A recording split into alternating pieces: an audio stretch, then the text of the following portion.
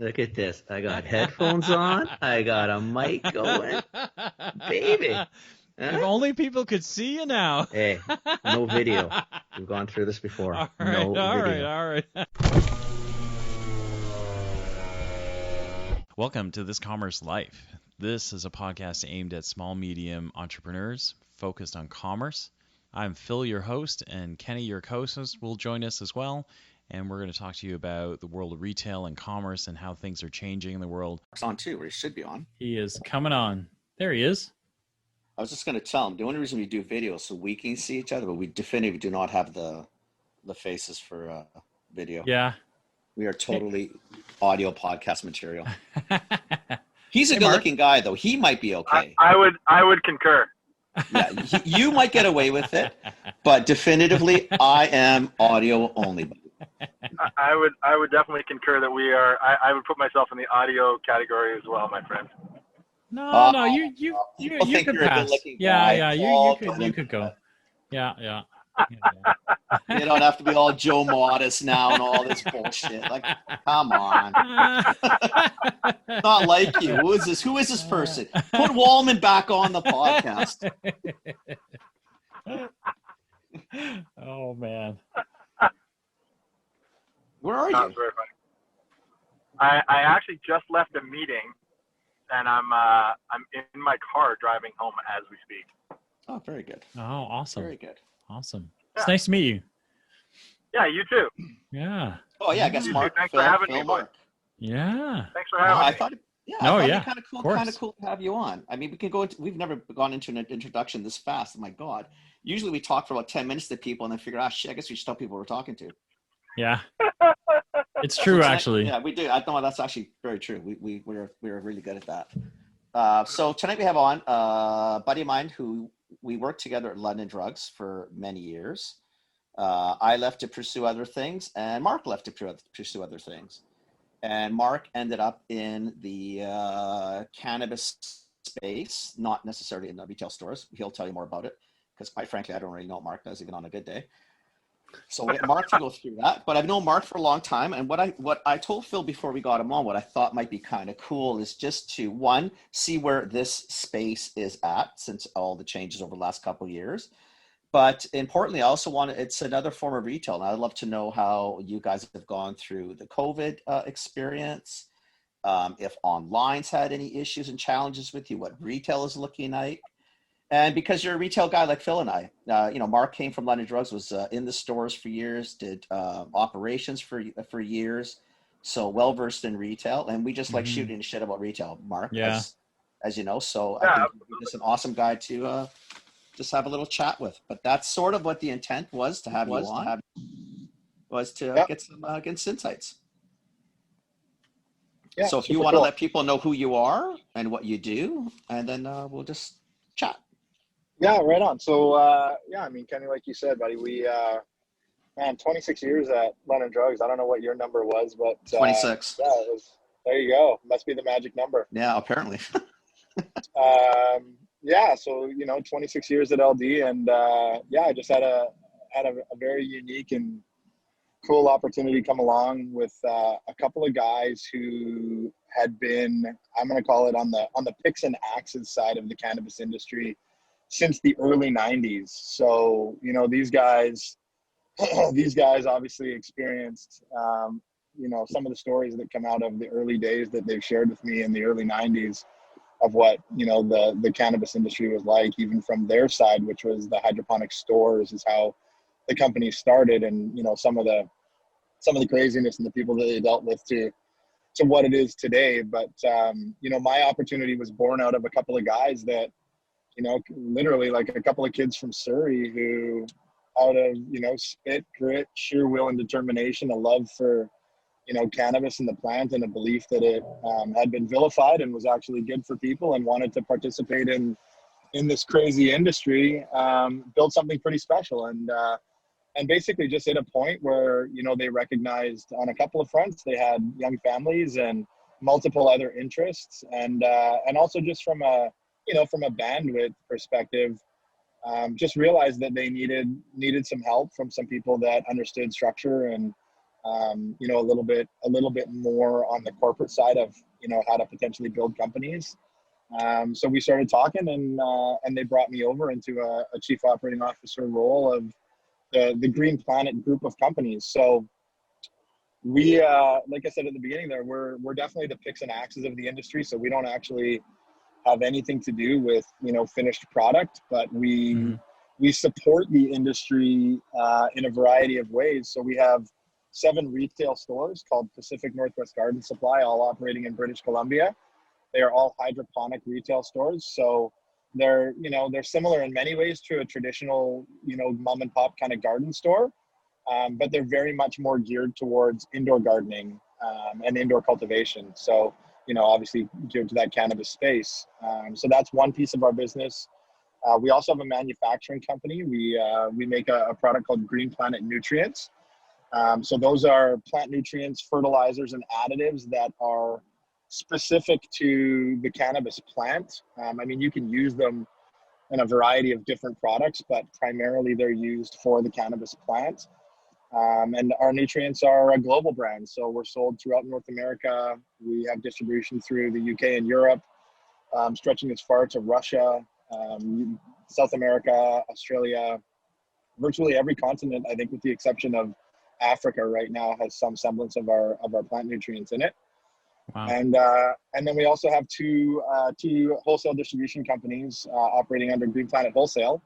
So we're a wholesaler representing close to 200 brands, again, on the cultivation side. So we have 2 warehouses in Canada and 1 in the US, and we distribute every manner of products that, again, go to support the cultivation side. So we sell to most licensed producers in Canada, as well as to all the hydroponic stores in Canada and most in the US. And that, in a nutshell, is who we are and what we do.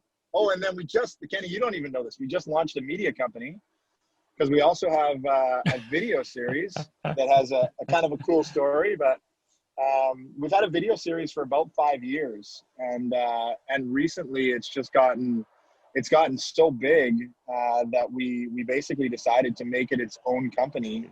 And we're now generating revenue through sponsorship of partnership brands that we feature, and gardens that want to be featured. So the genesis of the show is we go out to some of the coolest, baddest ass grows in North America, and we take the viewer through how to actually grow cannabis, what some of the largest guys are doing and how they're growing cannabis. So everything from, you know, the products that they use that go into it, to their HVAC, to their lighting, to how they trim, how they cure, you name it. And so we've got, you know, we're in the middle of season 3 right now. They're 30-minute episodes. The YouTube channel is growing exposed. And there's just about 100,000 subscribers now and something like over 10 million views. So it's a very, very cool show. But it's really blown up for us. So yeah, that's our newest venture. Wow, you guys have surely diversified quite a bit. We're a busy bunch. Have you noticed, or I guess because you obviously weren't around as long as they were, but even with, well, it's not legalized in the States, right? It's still under federal issues, but states can do different things. In Canada, we know it's legalized. Well, Vegas is legal. Nevada is legal. Nevada, the states are, but in theory, but the country's not, right? Like correct. You can't Correct. come in with it or leave with it, I guess. Yeah. Because federally it's not. But I'm just wondering, like, have you noticed really any growth in the industry since it's been legalized, or was it just steady Eddie because there was a cult group anyway? I mean, I don't anticipate that you had a whole bunch of people all say, "Oh, I'm going to start growing my own dope because it's legal," or cannabis. I don't think I'm assuming that didn't happen. I mean, I could be wrong, but that's what I got to get you to ask. But did you get growth from that, or was it just normal growth because it just now became? I could go into the store more easy. I don't know. I'm not too sure what I'm trying to ask. I'm just kind of see if there was a massive spike since legalization or not. I guess. Yeah, so I get the question you're asking. So it's been very, very interesting. It's been an interesting few years, and an interesting couple of years since legalization. So to paint the picture, I guess, and to kind of go back is there's actually, I think the last number I looked at, I think there are 37 states in the US right now that have some form of legalization, Right. either medical only or recreational or, some form of both. So it's funny, right? It still is federally illegal. It's still a Schedule 1, but 37 states have legalized in some format or other. So I know. I mean, it's pretty crazy, right? Clear as mud. Welcome to America. Yeah. What else would be? Yeah. So since legalization, what actually happened is the boom hit really obviously, I mean, we all saw what happened in the public markets, right? Everybody saw the green rush. The boom hit hard. Everybody was investing. People were going for their LPs. So on the licensed producer side, things went nuts, right? And I mean, there's a lot of people out there that did real well in the stock market, and a lot of people that held on too long and, unfortunately didn't do so well. On the cultivation side, what's interesting is that, the medical growers, by and large, were the ones who were really driving the industry. So, when the LPs started to build out, it was, 1 to 2 years before legalization, as they could all see it happening. So there was a period of time where companies like us did very well in the years leading up to legalization. But for us, from about 6 months before legalization to about 6 months after legalization, we actually saw a significant decline in business. We saw a lot of hydroponics stores close down. Really? We saw manufacturers unfortunately have to close their doors. And really what happened there is that the gray market, and I'll call the gray market the medical growers, and the black market guys, at times when they would normally be spending money, they didn't really know where they were going to fit. So did legalization mean that October 17th or October 18th, I think it was the 17th of 2018, did that mean that date the government was going to crack down, that medical growers were going to get shut down, that illegal dispensaries were going to get shut down, that there would be nowhere for them to go, that all this revenue that they've been making for their whole lives feeding this industry was going to go away? And so they became really tentative on their spending. Many guys just proactively just went, you know what, I'm going to go look for something else, because they looked at the cost of moving to the legal markets, and they went, A, I can't afford to close down and go do that. And B, the time length it takes in some cases, I can't afford to go and do that. And the micro cultivation licenses didn't happen until almost a year after legalization occurred. So for a lot of these guys, actually going for a full scale LP at, a potential ticket price of, $5 to $10 million plus, these are guys that came out of, again, they're black market guys. They're spit and grit and determination kind of guys. So, they don't know how to write SOPs that are gonna work for Health Canada. So for a lot of guys, it was fear. There was trepidation. There was, again, some guys just proactively leaving the industry.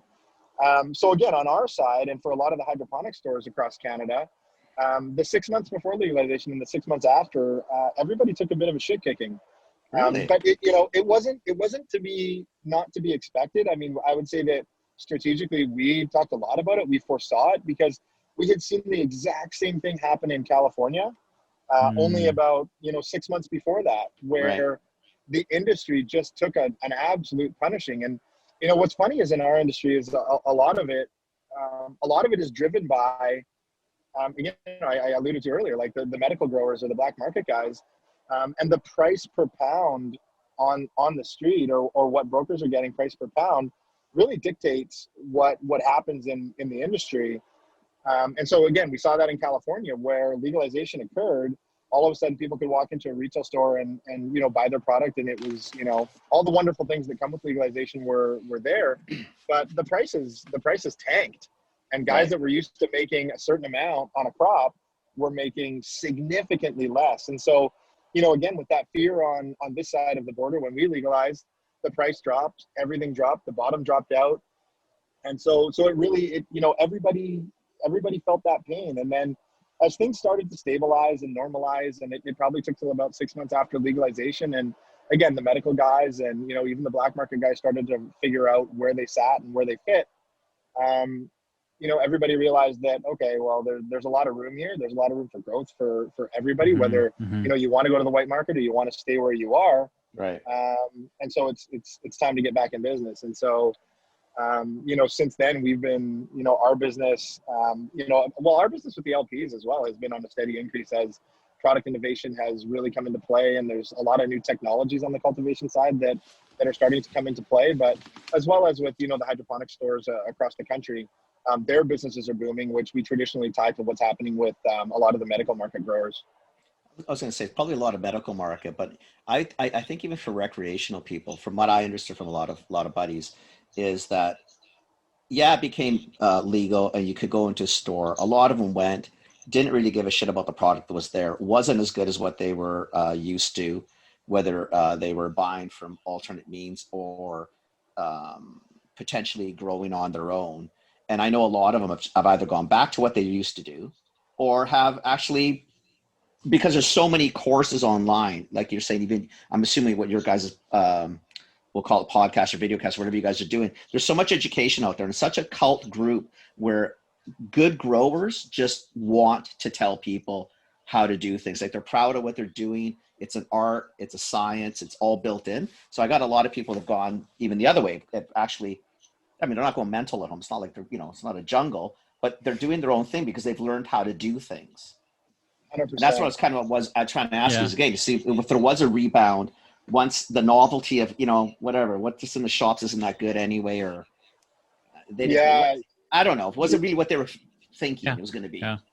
Yeah, the end. I mean, Kenny, you couldn't be more bang on, man. I mean, the government taking on, full distribution of the product, the way the model was set up, the taxation model, the pricing model, it really was destined to fail, right? And I'm not going to say it's a full scale failure by any means. I think it's like anything else. It's something that it's the right decision to legalize. It's the right decision at the outset for the government to take it on. But the reality is you've got people walking into these retail stores to buy cannabis and the product is, and not through any fault of the LPs that are growing it. Right. I mean, they have to, listen, they're a legal market. They have to follow Health Canada's stringent standards. Your black market guy and your gray market guy don't have to follow those standards.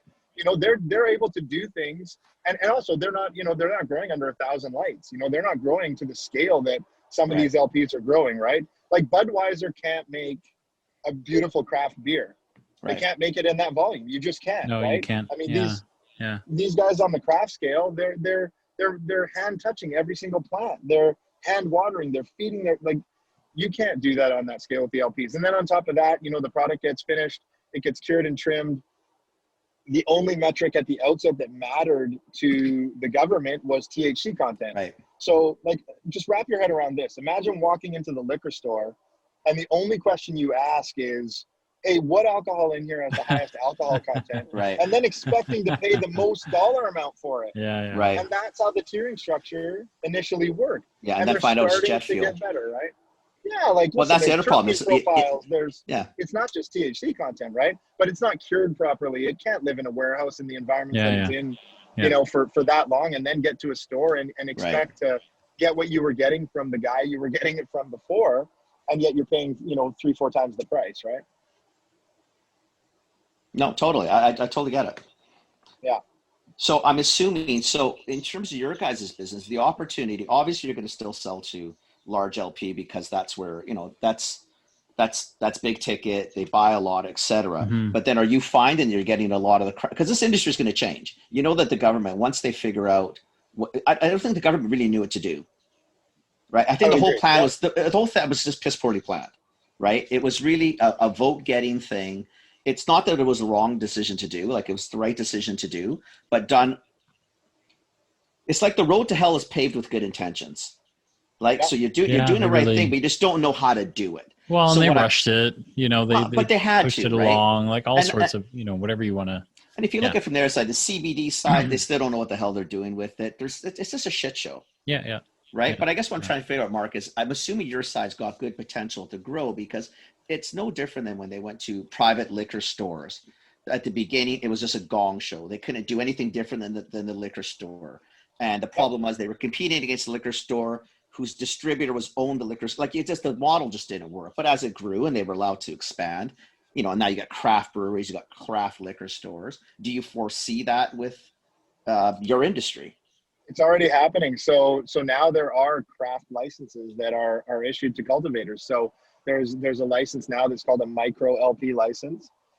That's happening. Just very, very recently, the federal government passed, the BC provincial government passed a ruling that is very similar to Ontario's farm gate, meaning that, so the way that it was done in the past was a lot of the micro cultivators specifically, unless they also applied for like a processing license and additional licenses, they needed an LP to actually sell their raw product to, so that it could get packaged and processed and then be put into the LDB chain, if that makes sense.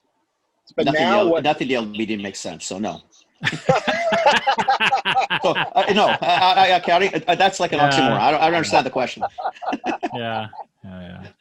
So, but now they're moving forward with a farm gate style ruling whereby these micro cultivators will actually be able to apply for a license for potentially even a retail store at their cultivation facility and be able to actually sell their own product, and now be able to move their product through the proper channels to get it to sale at retail. So they're turning them into wineries, basically.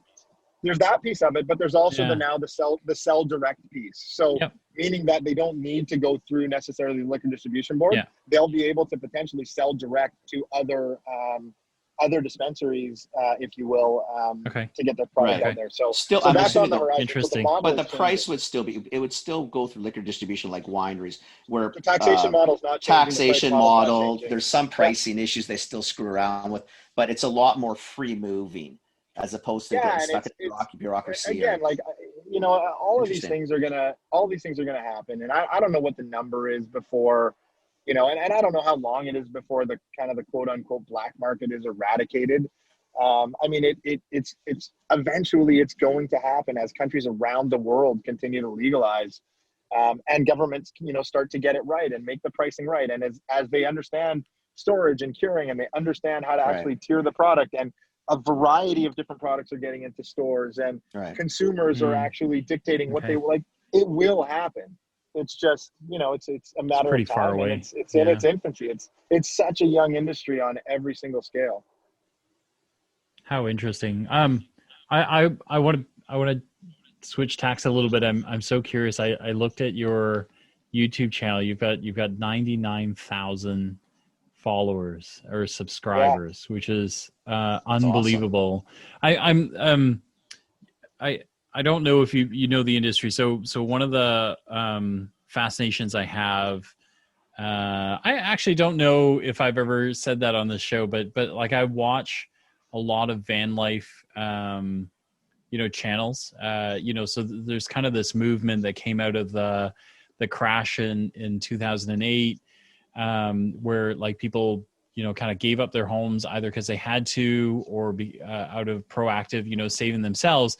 And they all started building out like cargo vans and things like that to be able to travel versus being rooted to something. Mm-hmm. And like, it's turned itself into this, like every van looks different, every car, every van lifer looks different. Their vans look different. The way they style them, the way they build them, but the how-to channels that have come out of that are unbelievable, right? Like the things that you learn about being off grid. And when I look at your YouTube channel, it has the same sort of potential because the guys on here are unbelievable. Like some of these, some of these guys, like there's Sisters of the Valley. There's in season 3, there's, I'm not watching it because you'd lose me completely, but there's the growing nuns, man. Like, holy crap. But it feels like there's some of the coolest ladies you'll ever meet, by the way.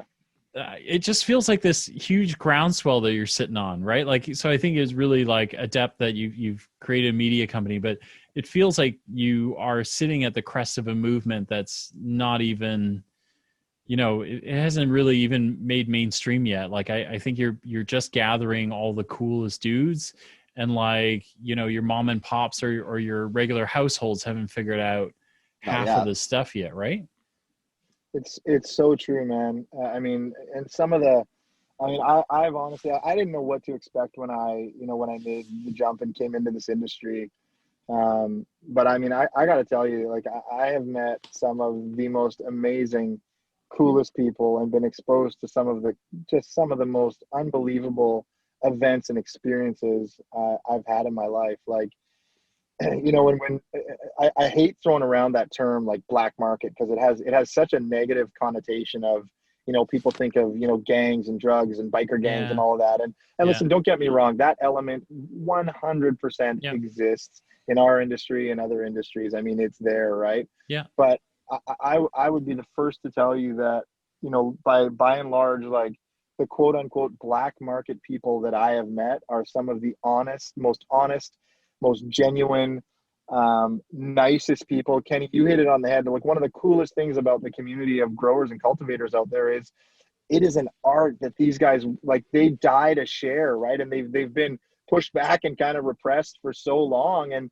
there's really been, you know, aside from maybe, you know, up until recently, you know, finding things on Instagram or finding these things on YouTube, or, you know, there's been no real way for growers to share. Like, we're not that far removed from times when, you know, these guys would go into a hydroponic store and, you know, really not be able not to say a lot, or be fearful that someone is waiting for them in the parking lot or following them in. And I don't mean the police. I mean someone that's going to follow them back to their facility and, you know, hold them up at gunpoint kind of thing. Oh, right? Mark, Like, that was the true black market. See, that's a problem when you say black market. Right?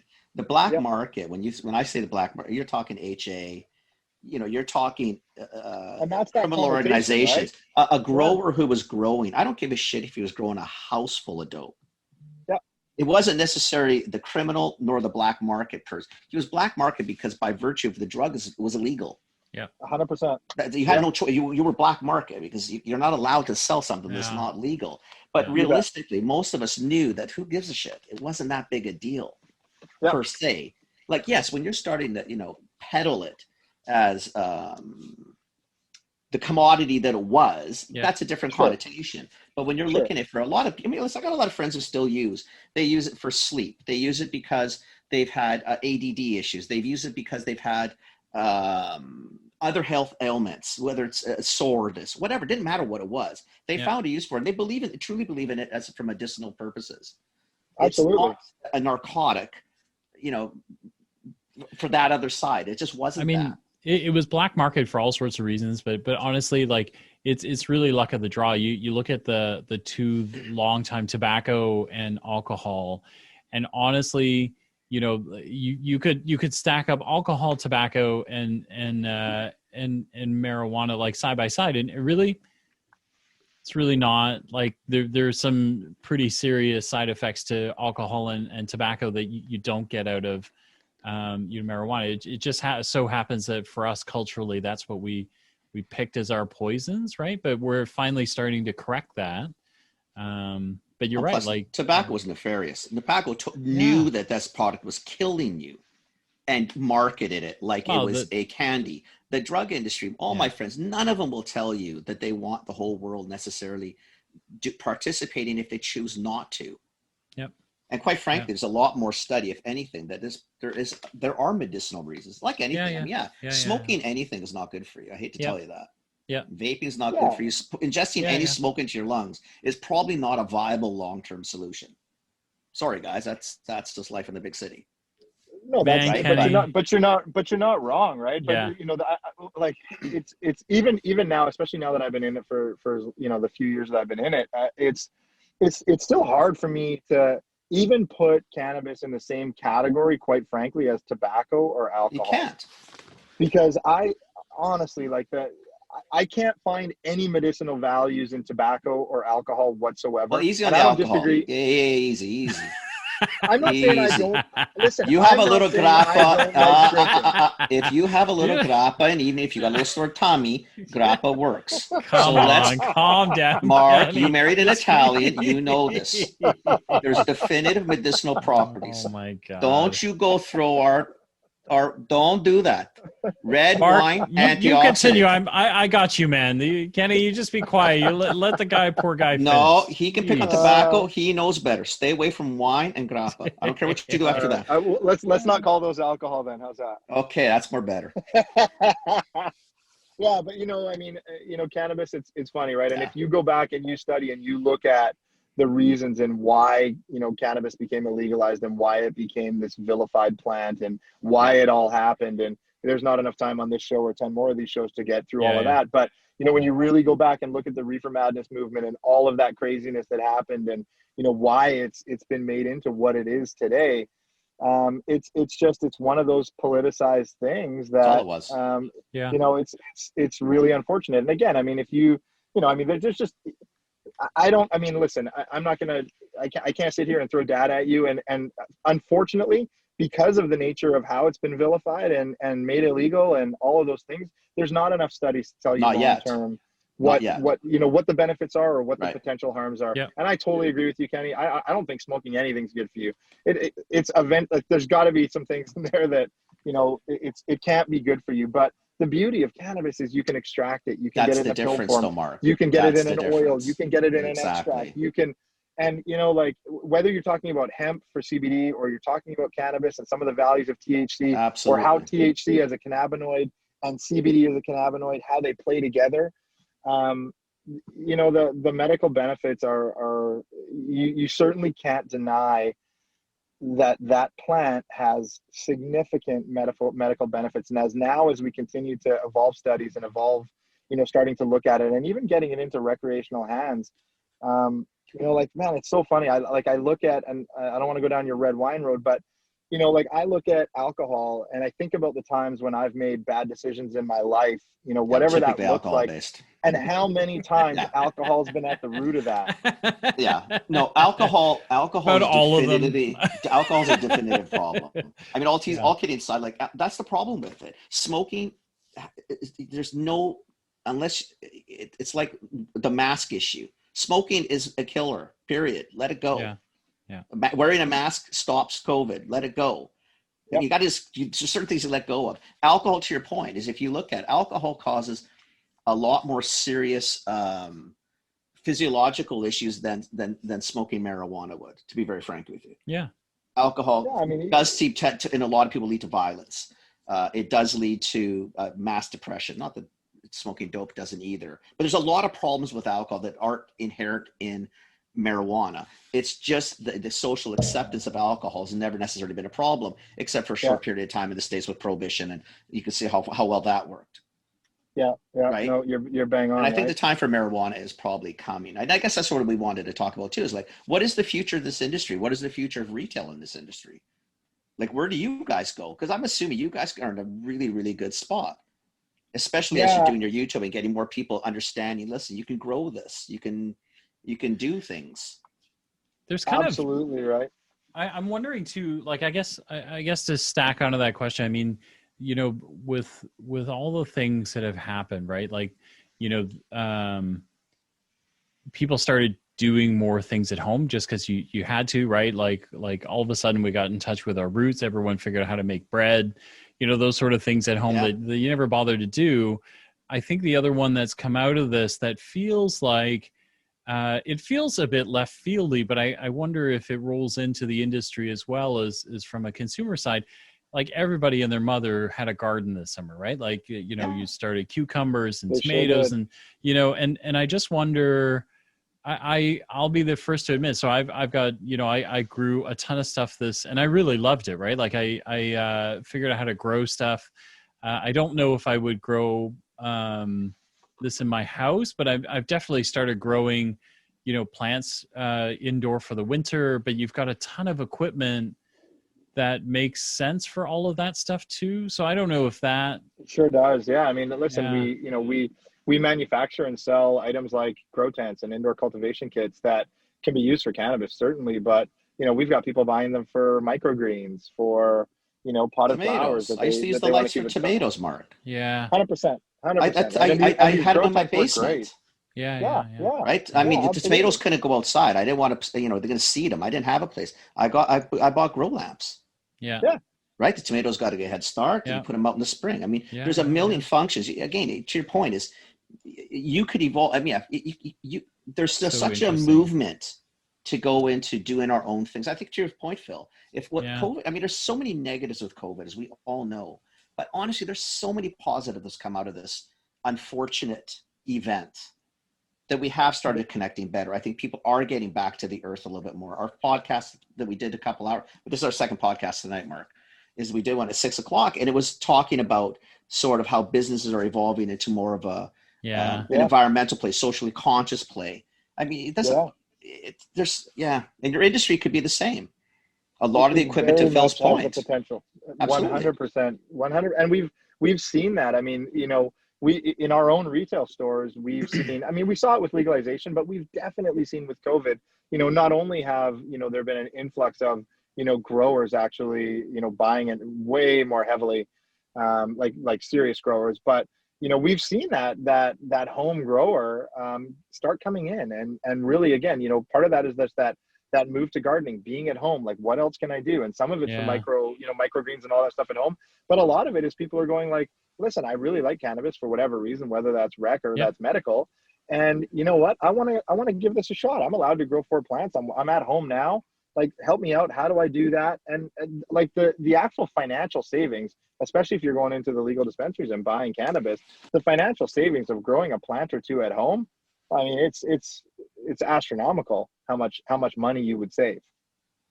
Wow. And again, it's the quality. It's your own thing. It's you know everything that you put into it. You're getting your hands in the dirt. You're doing all those things that people like about being outside and gardening, and you're getting to do it, you know, in your house year round if you want to. It's a very, very cool phenomenon, and we've absolutely seen that in our retail stores. This influx during COVID of people we'd never seen before that have gotten interested in growing, just whether they've had more time on their hands or they're at home or whatever that looks like.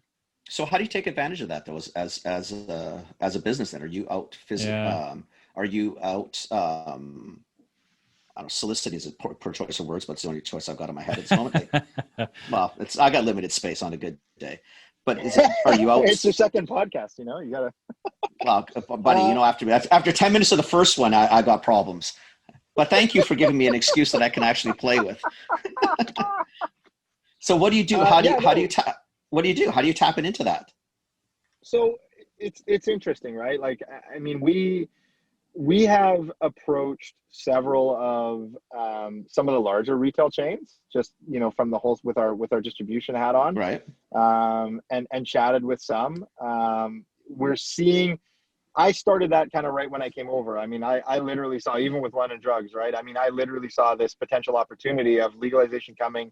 You know, maybe they're interested in getting some small grow kits in, and you know, that I would say is, you know, there's still some conversations going back and forth about that, but you know, you're starting to see Canadian Tire, you're starting to see. I would have done it, buddy. I would have done it for you. And Walmart.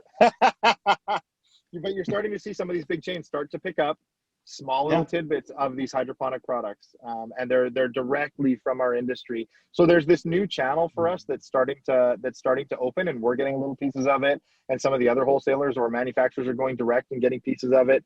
And that's, you know, I see that as really exciting. There's always the caution of, you know, that race to the bottom when you start selling to some of the Walmarts of the world, and what all of that means. But you know, I would say probably one of the biggest differences, honestly, in our industry that we've seen is, again, it's such a young industry, but things like so simple as e-commerce and Amazon, like, it's just, we're on the very precipice of people, you know, who have, again, you gotta understand that all of these people have been repressed and they've been in the shadows for so long that they've been scared to come out. And even now that it's legal, it's kind of like, how far out do we want to come here? Like, where are we going? Right. So, but you're starting to see like big e-commerce players in Canada come forward. I mean, Amazon's always had little bits of product around, but there's some major players starting to come, which is really exciting.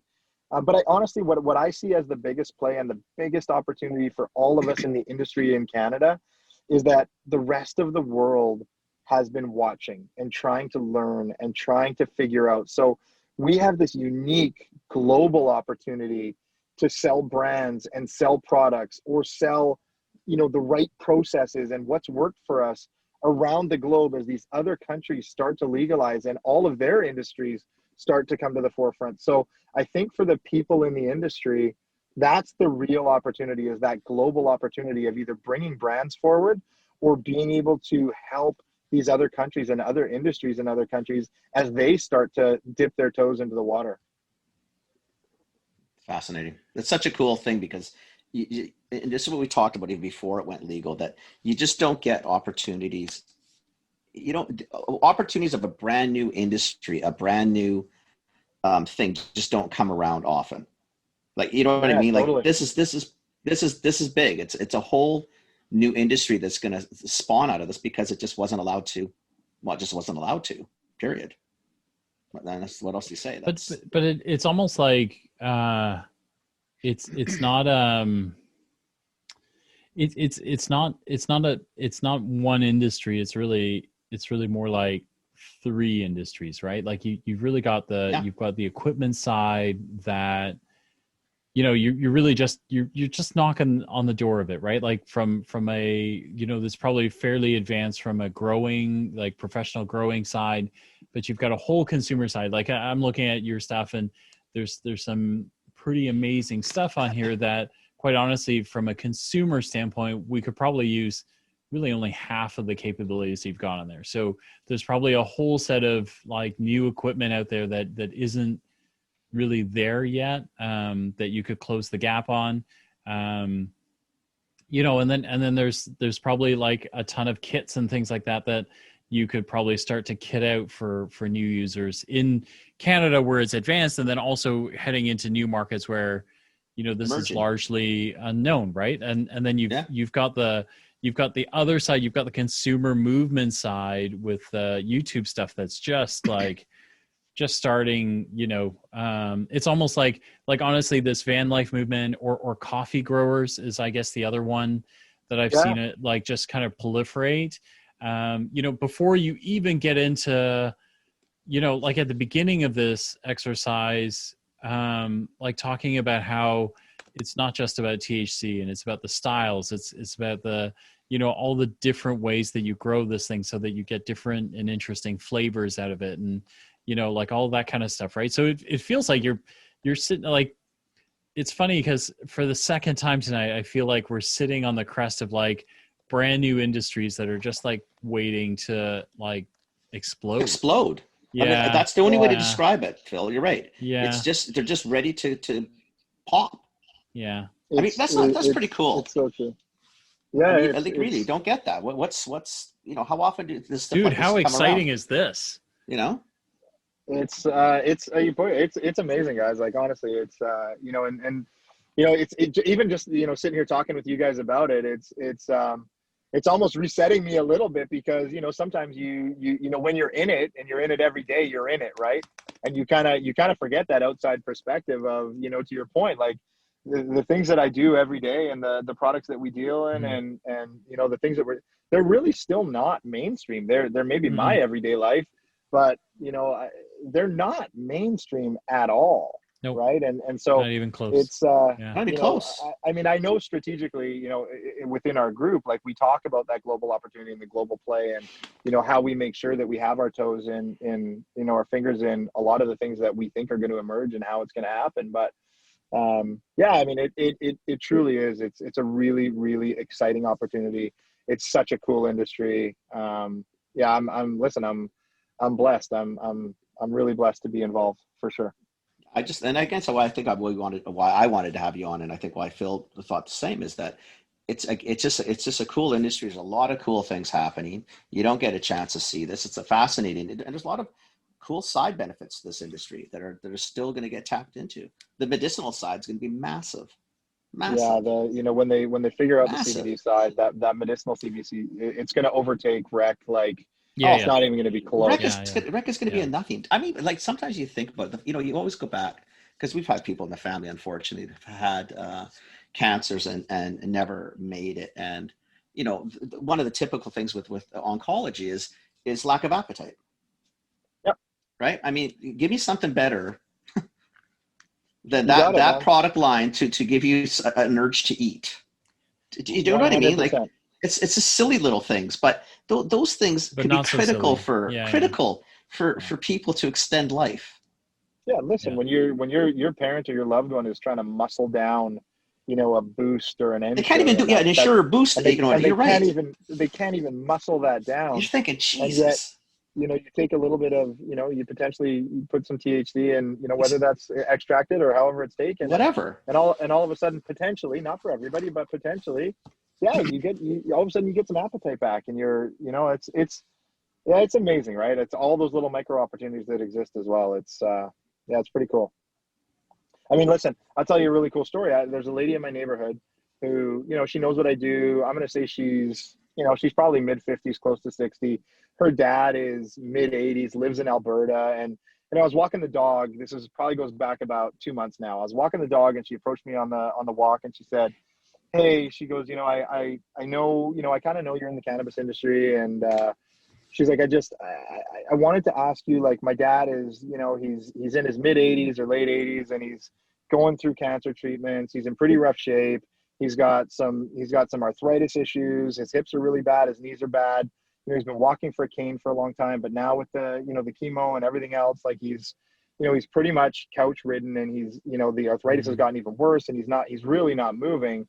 And she's like, what, do you have access to CBD? What do you know about CBD? Is there any way that, can you help me with any information? And so, we started having some conversations, and, obviously I said, like, listen, I don't know what other medications he's taking or anything else. I can tell you all the benefits of CBD and all the different cannabinoids and all that other stuff. But, you got to find out, from his doctor, what they would recommend, or from a pharmacist. And so she came back and did that. And anyways, I wound up linking her with a CBD extractor and getting her some full spectrum CBD for her dad to try. And, she came back to me probably 3 weeks after she got her first bottle that she sent to her dad. And she was in tears. And she's like, honestly, she goes, I don't know if this is a placebo. I don't know if it's real or not real. She's like, but, a week after taking it, he called me and he told me that he was up off the couch and he was starting to walk again with the cane.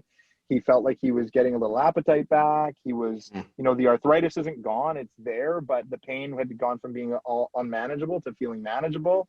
And she's like, this is amazing. And then it was probably 2 weeks after that, she came over to my house and she knocked on my door and she goes, my dad has put his cane away. He's walking without a cane. And she goes, the only thing that he's doing different is he's on this CBD. It's the only thing that he tells me he's added. So, whether that's true or not true, right? Like it's pretty magical stuff, right? So just this, just being able to help like one person and, show them something different that, like an 85 or 88-year-old guy that, maybe traditionally would never have thought of cannabis or CBD as something they would take, but, for whatever reason decided to open up and just try something. And lo and behold, the guy's, even if he's on his last legs, even if he doesn't make it out of the cancer, if he can eliminate the pain for the last few years of his life, like what's that worth, right? Yeah, it's a huge deal, Mark. And the thing is, if you look pretty at special, it, right? You've had a molecule that's could not be tested because it was an illegal molecule.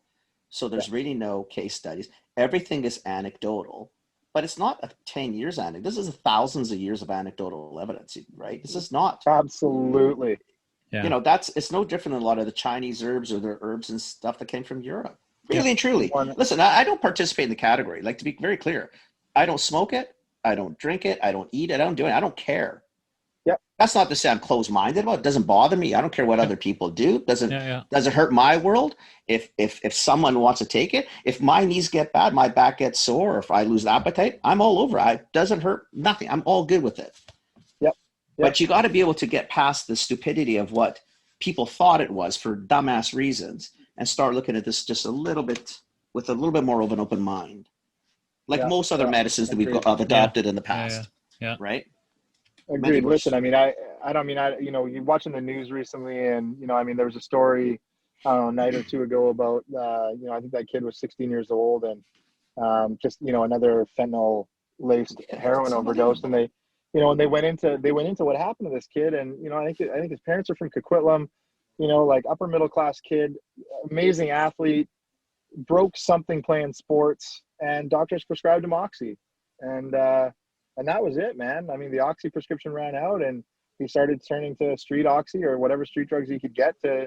And then it wound up turning to heroin, right? I mean, like even just like the opioid crisis itself, right? Like the potential that cannabis or CBD has as an alternative to prescribing opioids. Oh my That's God. crazy. It's Yeah. remarkable, right? Yeah. Man, this is Mark. This has been oh That's my a cool gosh, one. this has been so cool. That's a cool one, man. So very cool. Very cool. Yeah, I'm so happy you guys have me on. This has been it's been a lot of I'm fun. just glad you said yes. Thank you. Yeah. And I told you you didn't we're have really to prep, glad. man. You should know me better than that. How many things have I ever prepped for? Just a bunch of guys shooting the shit, right? Yeah. That's what I told him in a text. Exactly. Because I'm thinking, he phones me, and I know why he's phoning, right? I couldn't pick up. I'm thinking. So I text back, no, you don't have to prep. I know what you're going to ask. No, there's fuck all to do. You don't have to do anything. There's not listen, you've known me for 30 years, probably almost now. There's nothing more complicated than it was the first 30. Zero. Not much has changed. I should know better. Exactly. I love it. Hey, Mark, if people want to find you, what's the best place to find you? So a couple of ways. If somebody wanted to find me direct, they could absolutely email me. Email address is mwalman@mygreenplanet.com. Okay. Our website, we got a few of them, but our wholesale website is www.greenplanetwholesale.com.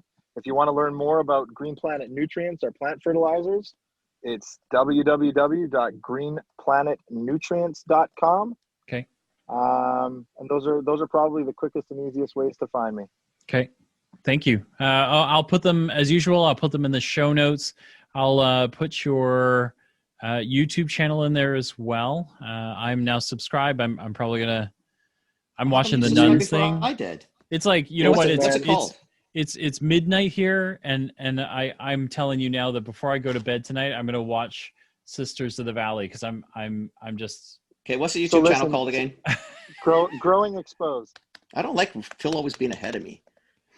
Phil, Dude, I'm man. telling you right now. So the Sisters of the Valley episode is a very cool episode. We met those nuns at a trade show.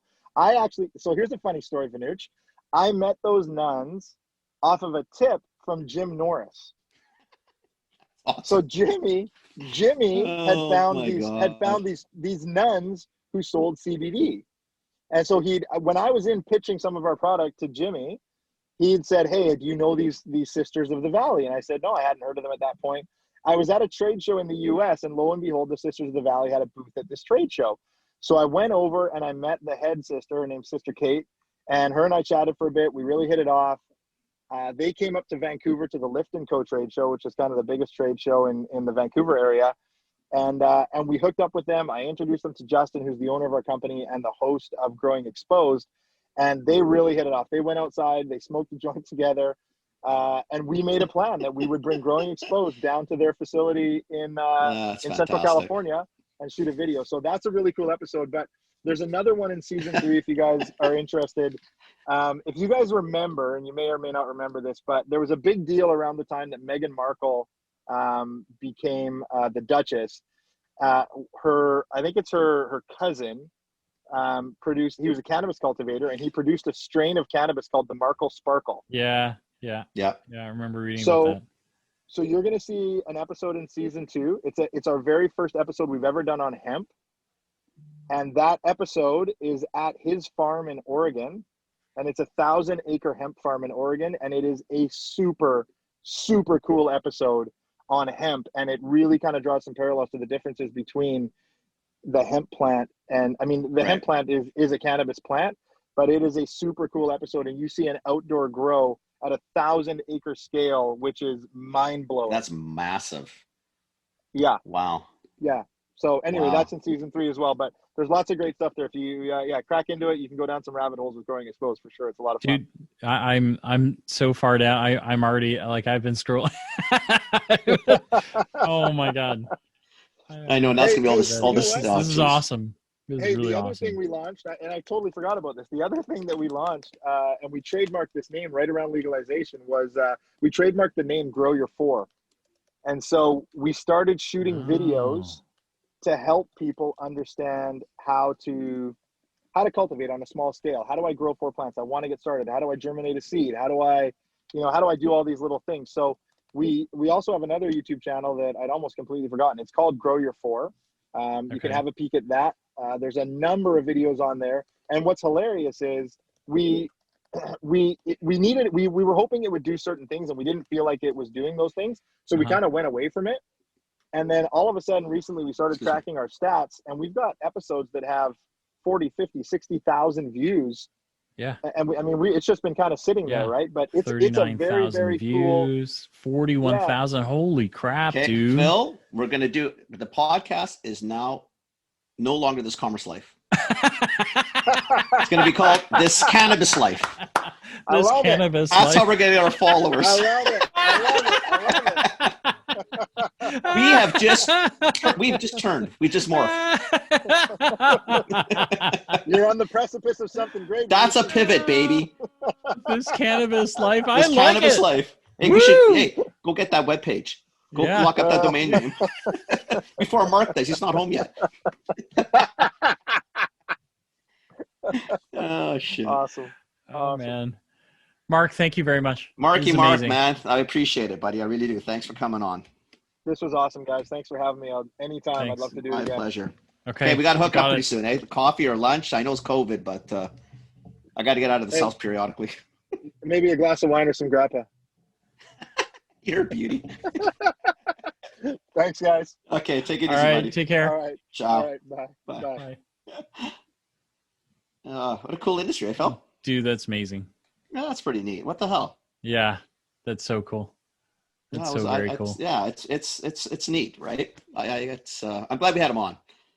I think it's just fascinating because it's such a changing. It's so fluid, and I guess what it is. This is why I get fascinated by this industry. It's not about a participation in it from a personal level. It's just you don't get a lot of times in any lifetime where you really get to see something. I mean, we've been lucky. We've had computers, and we've had a lot in a very short period of time. But it takes hundreds of years. A printing press or a sewing machine. This is big. It's because I think the web, where this can go and web out into medicinal, into it's mind bending. I think I think right from the get-go, I've been cheering on the medicinal part of this. Oh, so have I. Right, because I just waiting for it. Right, like the recreational. When I was a kid, I tried it everybody else. Right, whatever. But I have had the chance to use some of that on some pain, and it's pretty amazing. Right, and I think that industry is going to change. Right, and I think honestly, these guys are sitting right on top of it. Whether I think he knows it, sometimes when you're sitting on the top of it, it's not apparent all the different ways that you could capitalize on it. And maybe there's just not enough time to do all that, but certainly he's sitting on top of a very big wave, right? I just think easily that's 3 different things that could come out of that, if not a whole lot more. Right. So it's just this. Totally agree with you. Dude, so it's tonight we've recorded 2 game phenomenal industry game changing phenomenal podcasts. I think we should put them out in the same week and just talk about how go back to back. Yeah. I mean, even from a podcast standpoint, how many times in a week, or how many times in 2 hours apart, an hour apart? Yeah. I mean, we did one at 6 my time and one at 8 my time, right? Yeah. So just because but they're unbelievable. Nobody feels to feel. Both were unbelievable. I mean, I just find, I mean, I don't know. I would do them back to back. Who gives a shit? Yeah. I think they're both really cool. It ties into even where Fata went with his, with the hemp side. I'm really happy we had Mark on. I think it's just a really, really cool. Yeah. It's just cool. I don't know what else to say to it. Yeah. No, I'm feeling pretty amazing. And then I'm going to watch the Sisters of the Valley. I'm going to do that too. Seriously, I'm stoked now. I'm just The only thing we got to do now, we can never have just a podcast, me and you, because nobody's going to listen to us. No. Hey. So I wanted to tell you that we got tons of reaction out of that. So let me. Positive or negative? Did people hang up on us? What happened? No. Lots of people jumping in, looking at it, and then talking about us. And so our episode. That's funny. I wouldn't think anybody would be listening to us. So we spiked this week. Like we've had a lot of downloads this week. We had like 250 downloads this week. Wow. And like we're not a 1 week sort of, you know, so We're we never have our like that. regulars, right? So normally like I upload Monday nights, right? So like Monday night 9-10ish we're in, and then like right after that usually we get like 30, 35, 40 downloads, right? By the close of the week, it's only Thursday, so like by Sunday we usually have like 45, between 45 and 65, and Mhm. then it's like a slow burn, and then for the next month or so it triples basically, right? So we get like roughly 200 downloads. Yeah, but Yeah. this week, like the last 3 episodes, we got like 250 downloads. Wow. You know, in aggregate. So it's fairly sizable. Like we've had you know, so people are reacting to us. We've had some really good guests though too. Yeah. No, but I think that our our episode this week got a lot of reactions. So That's awesome, man. That's good. Yeah. That was a fun episode though too. Yeah, it was really fun. Oh, and the presentation, by the way, was yesterday. Oh yeah. So it's funny. I'll give a quick one. So, Wait, should I stop the recording? I don't This care. is It's up to okay. you. Yeah. No, Okay. that's all good. Okay. So my daughter finishes a welding course a month ago, whatever it was, because Cardi's just Cardi. She's such an aggressive young woman, and not aggressive in a bad tone, like what an aggressive guy would be. Like just that one who's she wants something, she's going to get it. Yeah, right? she's I'm hell or gonna high go. water. Yeah, she's going to she's going for it. Yeah. I love it. I mean, I'm just you can tell I get bouncy, right? So she gets her union card last week, which I'm indifferent to. That's okay. Yeah. Go union. I don't know. I guess I never thought I'd say that, but that's okay. That's all good in the hood. So she gets her card. She's left this morning. She's going up to Burns Lake. She's gone for 2 months to work. That's amazing. Good So for her. I got my real child that I'm fucking so proud of. Then I've got the other 3 kids who do the presentation to the board yesterday. Fucking killed it. Like I thought they absolutely killed it. Like the growth in the last year and a half has been stupid. Like, and I think if you were on the board last night, if you had been listening, you would have thought, you know what? It's definitive that these 3 can run the company with some coaching, but they can do it. They know what they're doing. It's not perfect, but these kids are on fire. Yeah. Like, you would have been so proud of them because you know them all. You know, I mean, honestly, killed it. So it's really funny because I had to catch up. With my kid, if you will, yesterday, and she missed it, right? Like she missed it, and I was sitting here and I was like, no, I know exactly what's happening, right? And so I just like, normally I would ping her, you know, kind of like, hey, are we still getting on? Nothing, right? And so probably like half an hour in, I was like, I just don't want her to sign on now and wait for me. So I'm leaving. So I just text her and I go, I'm leaving. Don't worry about it. We'll catch up. And she calls me. She's like, oh my God. I said, your head's full. Go and crush it. Don't worry about it. Right. But I was just so proud because you like, you know, when you hear them and they're in the zone, you know what I mean? Like, and so I just, you know, so I knew it. Killed it. I had a good feeling about it yesterday. So they killed it. She was like, I'm so sorry. I'm like, shut up, go, get out of here. Just go. I no, honestly. Yeah. It's and then we were recording. Pindy was recording today. Yeah. So I think you're going to get some video to look at, and I think just having a pharmacist tied into these brands is going to be just stellar. Like I'm seriously, excited. I'm excited, dude. I have not been this excited. Okay, I don't want them listening to this part. I have not been this excited about work in a long time. He means all the other customers he has, not you guys. Yes, that's exactly what I meant. I don't have anybody left. And Dom knows it's not going to be him because I love Dom like a brother, so that doesn't count. He's family. Yeah. I got no choice but to love him. No, it was honestly really, really well done. So it's just a spectacular week. Great podcast today. Just what a way to go into the weekend, baby. I'm super stoked. Like I think both of these were just me too. Really good. Yeah. pretty amazing. Yeah, Mark just texted. I just told him. I said, "Awesome, man! Great podcast. Yeah. A lot of fun. Yeah. A Wow. lot of fun. He's a nice Fantastic. guy too. You'd love him. Like Mark's just a good shit. Yeah, he seems like a really good Yeah, dude. really is. Super Yeah. nice guy. Yeah, So. yeah. Awesome. Yeah, my friend, you go to bed. Yeehaw. It's well past midnight. Well, I got to go watch this YouTube video now. So then I'll go to bed. Then I'll go. Yeah, I'm gonna go watch the nuns, and then I'll go to bed. So that sounds good. Yeah. All right. Okay. If I Thanks, don't chat dude. with you tomorrow, I'll probably chat with you next Yeah. week. Have a great weekend. Yeah. Okay. You too. Thanks, buddy. Take care. Okay. Ciao. Bye. All right, that's the end of this Commerce Life. We'll be back soon with the next episode. Thank you for joining us. We hope you enjoyed it. Give us feedback. Tell us what you think. Subscribe, like us, join us, share us, tell your friends about us. And we hope to see you next time with more commerce news.